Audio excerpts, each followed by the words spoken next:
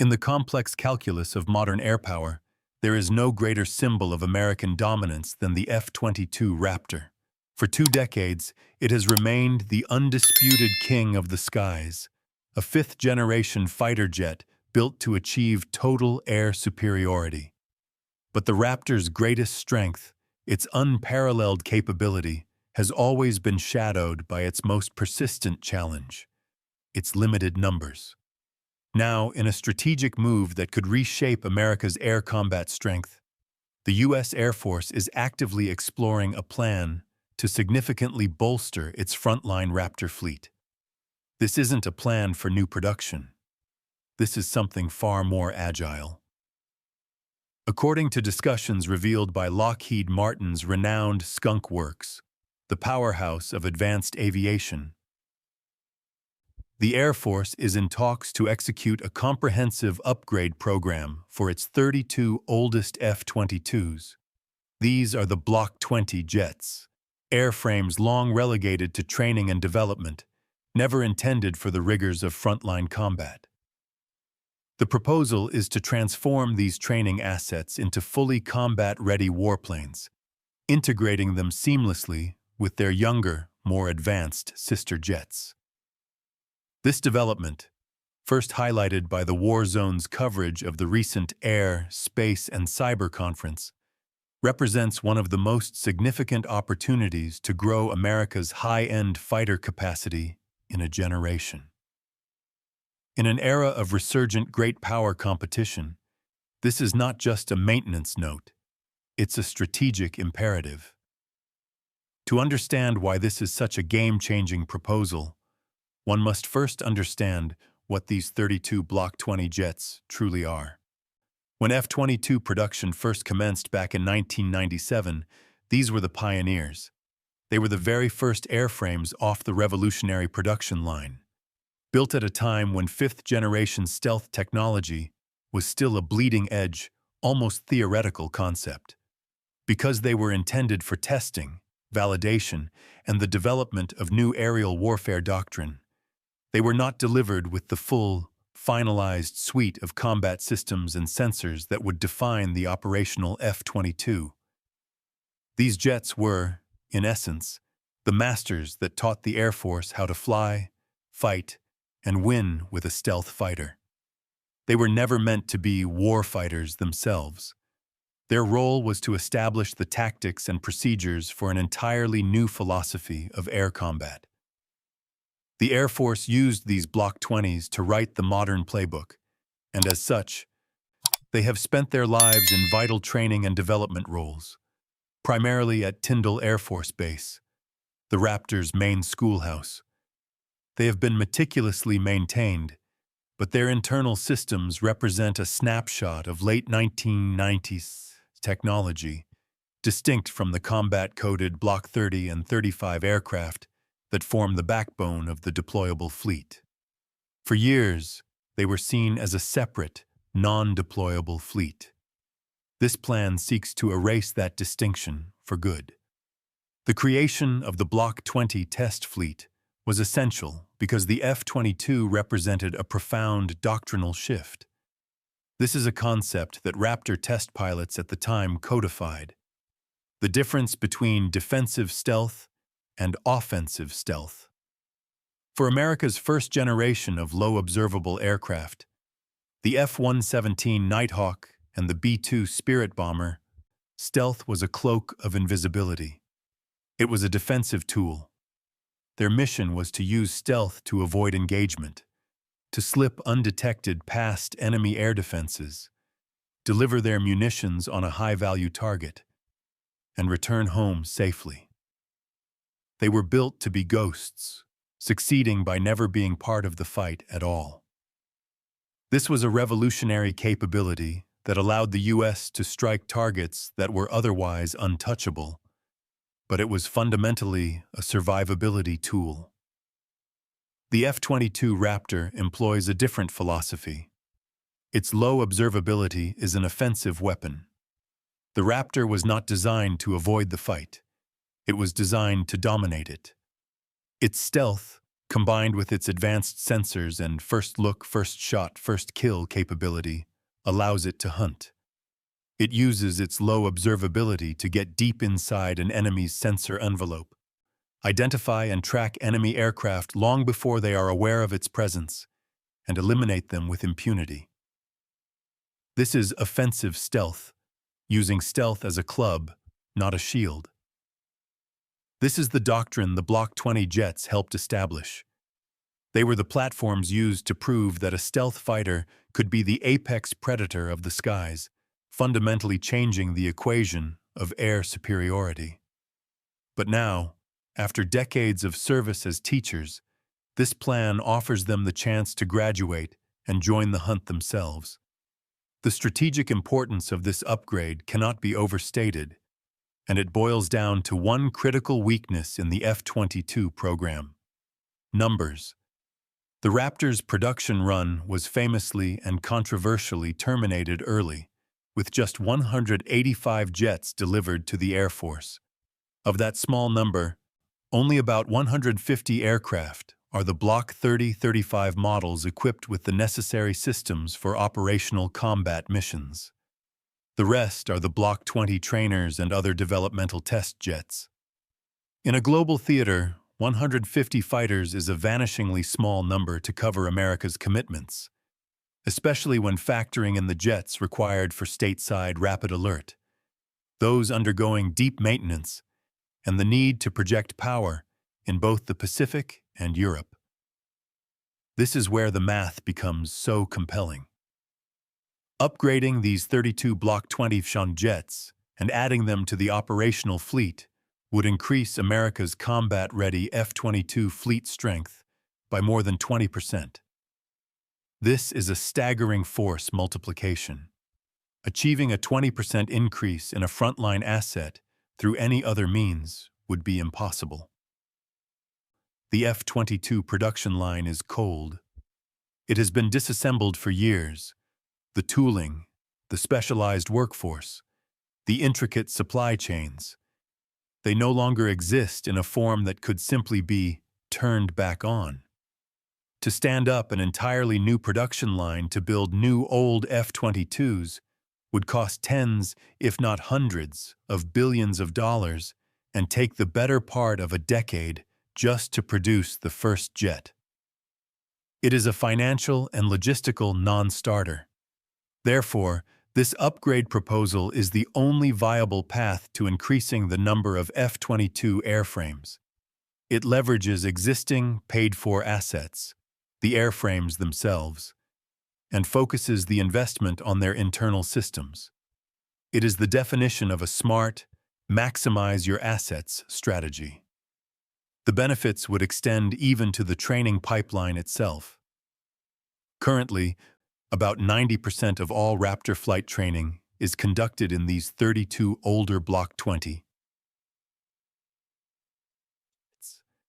The final 10% of training, the high-end tactical level work, is completed in actual mission-capable Block 30 or 35 aircraft.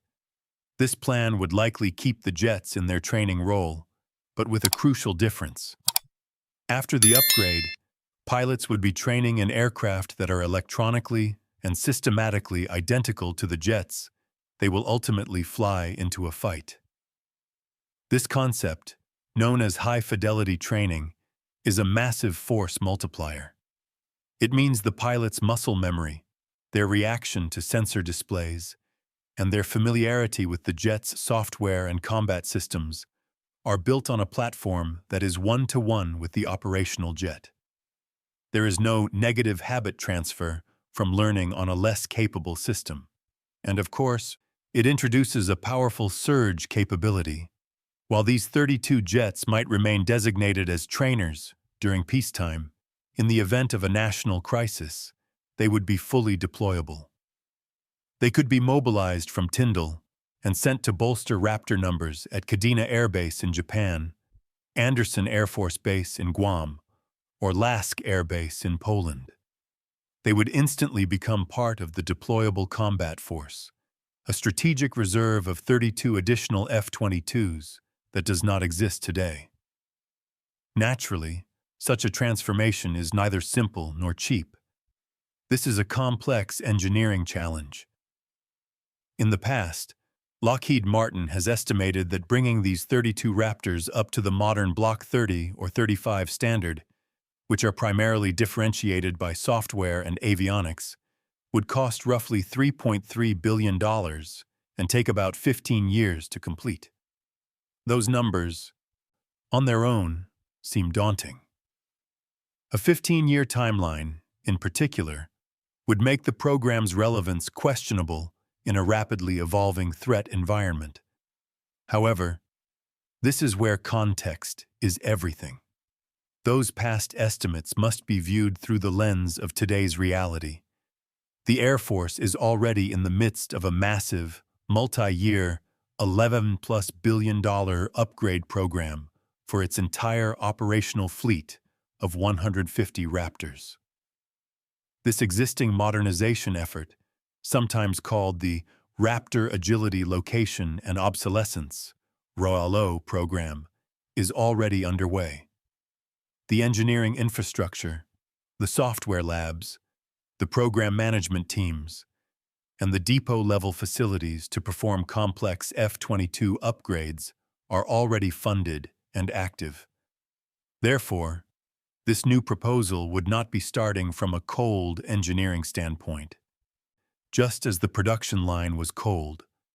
Instead, it would be folding these 32 airframes into an existing, hot, and running modernization pipeline. This creates a significant economy of scale. The non-recurring engineering costs would be substantially lower, and the timeline would almost certainly be accelerated, as the jets would simply be added to the queue of a program that is already delivering results. This reframes the $3.3 billion 15-year figure from a prohibitive barrier to an outdated data point. The true cost and timeline would almost certainly be more favorable, representing a marginal cost on top of an $11 billion program rather than a new standalone effort. And the upgrades these jets would receive are truly transformative. The $11 billion program is not just about keeping the F-22 viable. It's about ensuring it remains dominant. Each Raptor is already slated to receive tens of millions of dollars worth of improvements. This includes significant changes to the jet's onboard software and control systems. This extends to the F-22's powerful F-119 turbofan engines. The upgrades are said to include improvements to the engine's control systems, allowing them to unlock more thrust when needed in specific flight envelopes, while also optimizing performance to extend the overall lifespan of the engines, a critical cost-saving measure for a high-performance jet. Perhaps most critically, the fleet is receiving new targeting capabilities. This includes the incorporation of an infrared search and track (IRST) system. This is a passive, heat-seeking sensor, likely delivered via a stealthy underwing pod. In an age of rampant stealth technology, an IRST is a game-changer. While a radar is active, it must send out a signal to get a return, revealing its own presence. An IRST is passive. It simply looks for the heat signature of an enemy aircraft. This allows a Raptor to detect and track another stealth aircraft without ever turning on its own radar, keeping it completely hidden. Furthermore, new stealthy drop tanks are being developed. The F-22's single greatest operational limitation, especially in the vast distances of the Pacific Theater, is its range. These new external tanks are being designed to carry more fuel to increase the Raptor's range and combat persistence, but with a low observable shaping that does not compromise its stealthy signature as much as conventional dumb tanks would. This allows the F-22 to self-deploy to forward bases more easily and to stay on station, protecting assets like the new B-21 bomber for longer periods. These upgrades, software, engine optimization, IRST, and stealth tanks, are what the 32 Block 20s would be receiving, bringing them to a standard that is, in some ways, more advanced than the original Block 30 Caso 35s they would be joining. This leads to the most exciting aspect of the entire F-22 modernization effort. The F-22 is no longer just being maintained as a fifth-generation fighter. It is being actively evolved into a bridge to the sixth generation. The Air Force has been clear that the F-22 is currently slated to be the first legacy fighter to receive all the necessary hardware and software to fully integrate with AI-enabled drone wingmen, also known as Collaborative Combat Aircraft, CCA. In this new model of warfare, the F-22 pilot will not just be a pilot. They will be a quarterback or a battle manager. From their cockpit, they will command and control a small swarm of autonomous, unmanned drones that will fly with them, extending their sensor range, carrying extra munitions, and even sacrificing themselves to protect the priceless manned aircraft. This is the future of air combat. And the F-22, with its processing power and sensor fusion, is the platform chosen to lead the way. Even more intriguing, classified elements of the F-22 upgrade program are said to have been ported over directly from the F-47, the secret designation for Lockheed Martin's sixth-generation fighter effort, also known as the Next Generation Air Dominance (NGAD) program.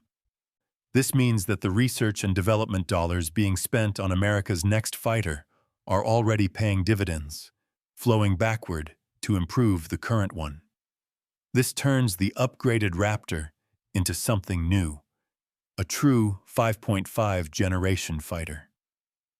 By folding the 32 Block 20s into this plan, the Air Force isn't just getting 32 more 5th-gen jets, it's getting 32 more 6th-gen quarterbacks. Now, the final hurdle is, as always, the budget. The Air Force's budget is already stretched incredibly thin, pulled between several massive must-pay modernization programs. This is the strategic choice that leaders at the Pentagon and on Capitol Hill must now weigh. The Air Force is currently funding the way-over-budget LGM-35 Sentinel ICBM program to modernize the nation's nuclear triad, a non-negotiable strategic imperative. It is funding the production of the new stealth bomber, the B-21 Raptor, which is the future of America's long-range strike capability. It is funding the continued, highly classified development of the F-47 NGAD, which will eventually replace the F-22. And it is funding the massive ongoing Block 4 upgrade for the F-35, the workhorse of the entire joint force. On top of all that, there is the F-22's own $11+ billion upgrade. The competition for every dollar is fierce. So where does this $3.3 billion, or whatever the new figure may be, F-22 Block 20 upgrade fit? This is where the positive, strategic view is essential. The Air Force now envisions flying the F-22 well into the 2040s. This means an airframe built in 1997 will be flying for nearly 50 years. Given that long-term commitment, investing in the entirety of the fleet becomes one of the most prudent decisions possible. The Block 20 upgrade should not be viewed as one more bill to pay. It should be viewed as the link that strengthens all the other investments. The B-21 Raptor will need lethal, long-range stealth escorts. This plan provides 20% more of them. The F-35 workhorse will continue to rely on the F-22 Apex Predator to kick down the door against high-end threats. This plan makes that door-kicker force substantially larger. And as the bridge to the F-47, the F-22 fleet is the test bed that will perfect the AI drone wingman concept, de-risking the next generation of aircraft. If money were no object, the Air Force would jump at this chance. But even in a budget-constrained environment, the proposal stands on its own merits. It is a plan to unlock the full combat potential that has been sitting latent in these 32 airframes for over 2 decades. It is an opportunity to maximize the return on a critical, taxpayer-funded American asset. In the final analysis, bringing these training Raptors in line with their combat-ready sisters is not just a good idea. It is a clear-eyed, logical, and powerful strategic move. As the world becomes more complex and the threats more advanced, the United States cannot afford to have 32 of its most advanced fighter airframes sitting on the sidelines. This plan makes the fleet whole. It is an investment in dominance, and it is one that will pay dividends for decades to come.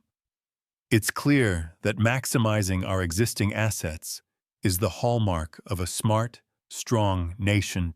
This plan to unlock 32 more combat-ready Raptors is a perfect example of that American ingenuity. It's a 20% force increase sitting right in our hangars, waiting to be unleashed. But the challenge, as always, comes down to priorities. The Pentagon is juggling the B-21, the new Sentinel ICBM, and the F-47 program. This is where your voice matters. Here's the big question I have for you. Do you believe investing the $3.3 billion, or whatever it costs, to upgrade these Block 20s is the single best investment we can make in air dominance right now? Or do you think that money is critically needed to accelerate the 6th-gen F-47? Let's get a real discussion going in the comments below.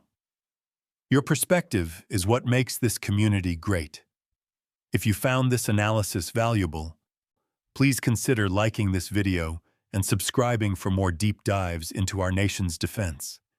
And as you go about your week, may the Lord bless you and keep you. May He make His face shine upon you and be gracious to you.